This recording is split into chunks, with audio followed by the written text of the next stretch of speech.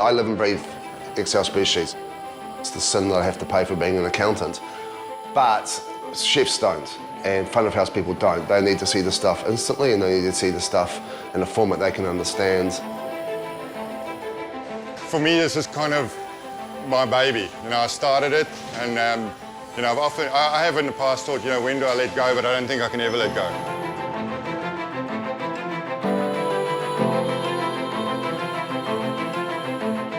Today's trends is more sort of what we're doing here at Ostro, and I think you'll find it across the world in New York and London and Sydney. This style of restaurant is a little bit more casual.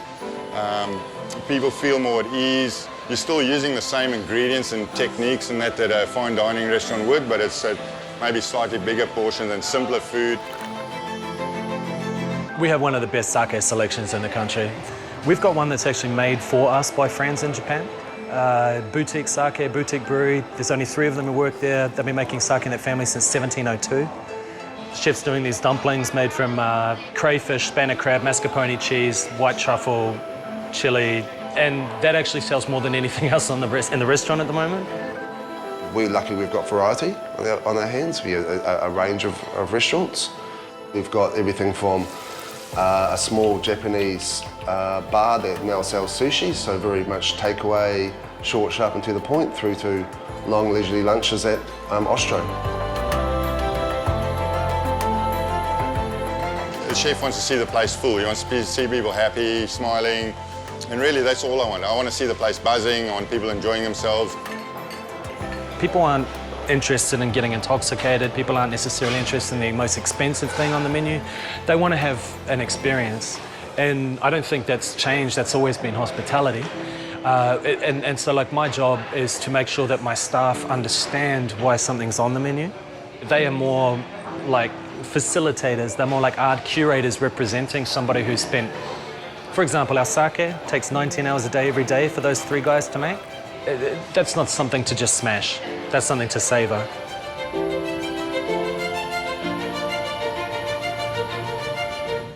People like change, like something different. They might like what you're offering, but they just go, we want to try something different. So it's just getting more and more difficult to get people back through the door. There's always new places opening. It's a very competitive game.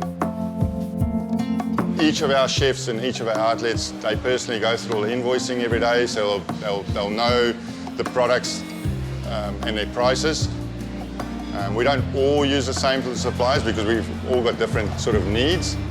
Well, all the businesses were very individually run. They were run as silos. When we went to negotiate with people to understand what the power of ultimately as a 9-site business gave us. And we didn't have that to start with, so I was desperate to get that.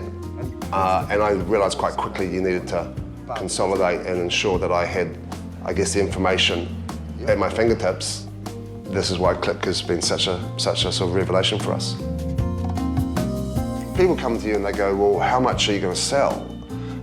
So you need that core data, and I can just get that instantly now for the group, from a light business, couple of businesses combined.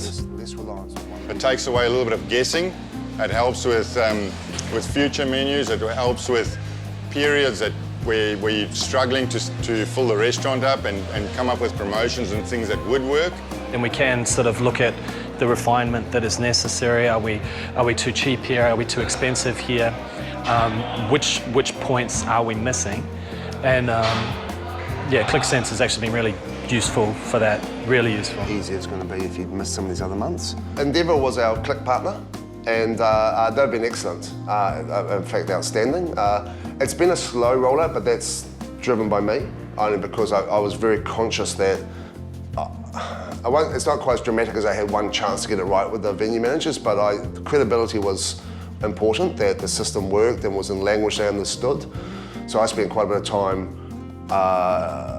developing reports and developing, I guess, key KPIs and dimensions that allowed that I knew that they would get their attention, which it has done.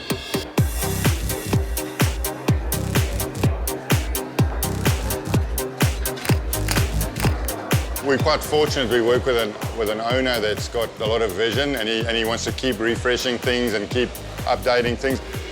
It's just all about refreshing, promotions. You know, we do so many promotions during the year.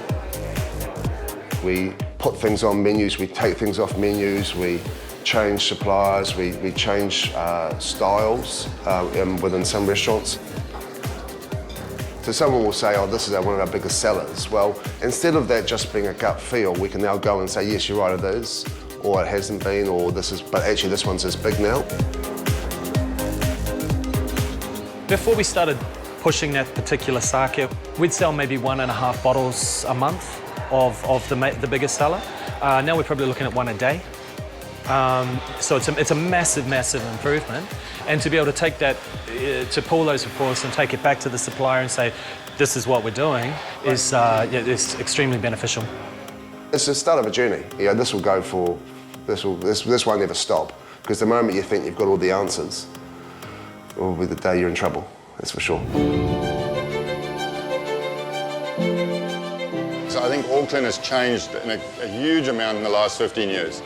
And I think people are eating out more. A lot of Kiwis have lived overseas coming back, and I think those influences, those experiences that they've had in bigger cities across the world are now sort of starting to reflect here in our own city. We've just gone through the budgeting process, and instead of hoping to hit a number, we can now analyse as to why we can hit that number. That ability to prove or support decisions is what's really critical to me. That's where a CFO becomes a business partner and transforms the business.